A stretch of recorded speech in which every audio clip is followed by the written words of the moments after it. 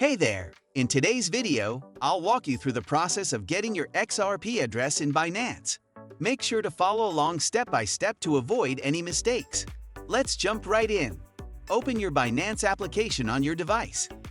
Sign up for an account if you haven't already, or simply log into your existing account. Once logged in, tap on the Deposit button. Select Deposit Crypto. Now, search for XRP in the list of available cryptocurrencies and select it. You'll be prompted to choose the network for your XRP deposit. Ensure you select Ripple from the options provided. Once selected, you'll see your XRP address along with the XRP tag displayed on the screen.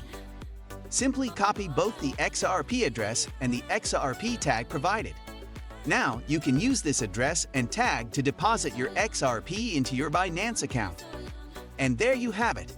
You've successfully obtained your XRP address in Binance. If you found this tutorial helpful, don't forget to hit the like button and subscribe to our channel for more helpful guides. Thanks for watching.